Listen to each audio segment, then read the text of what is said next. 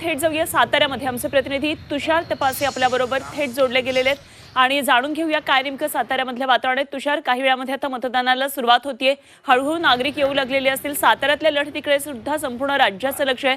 स्वतः यामध्ये उदयनराजे या निवडणुकीच्या रिंगणात आहेत. काय नेमकं वातावरण आहे? नक्कीच साताऱ्यात आता तिसऱ्या टप्प्यातील मतदानाला काही वेळातच आता सुरुवात होईल. खरं तर गेल्या महिन्याभरापासून त्यासाठी शासकीय यंत्रणा राबवत होत्या की ज्या पद्धतीनं जे 215 जे मतदान केंद्र आहेत ते 2315 म्हणजे मतदान केंद्र आहेत त्या ठिकाणी मतदार यंत्रणा कशी पोहोचेल आणि व्यवस्थित ती यंत्रणा काल दुपारपर्यंत त्या ठिकाणी पोहोचली आहे आणि प्रत्येक ज्या ठिकाणी मतदान केंद्र आहे त्या ठिकाणी ती यंत्रणा पोहोचल्यानंतर आता सकाळी 7 वाजता बरोबर ह्या मतदानाला सुरुवात होईल.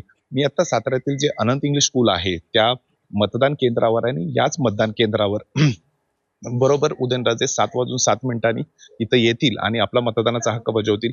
तसंच शशिकांत शिंदे जे त्यांचे विरोधक उमेदवार आहेत ते लासूरने, कोरेगाव इथलं लासूरने जे गाव आहे त्या ठिकाणी आपला मतदानाचा हक्क बजावतील. प्रत्येक जे साताऱ्यातले जे मुख्य प्रमुख नेते आहेत त्याच्यामध्ये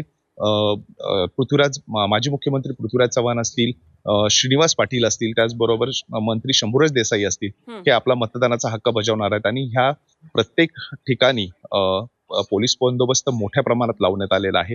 एकूणच जिल्ह्यात जे काही शांततेत मतदान प्रक्रिया पार पडावी ह्याच्यासाठी प्रयत्न सुरू आहेत आणि एकूणच जिल्ह्यातल्या मतदारांना आवाहन करण्यात आलंय की मोठ्या संख्येनं बाहेर पडावं आणि त्यांनी मतदानाचा आपला हक्क बजावावा. ठीक, तुषार, धन्यवाद दिलेल्या माहितीसाठी आणि वेळोवेळी आपल्याकडून साताऱ्यातून माहिती जाणून घेत राहू. तर इकडे मतदानापूर्वी उदयनराजे यांच्याबरोबर आमचे प्रतिनिधी तुषार तपासे यांनी बातचीत केली आहे, पाहूया.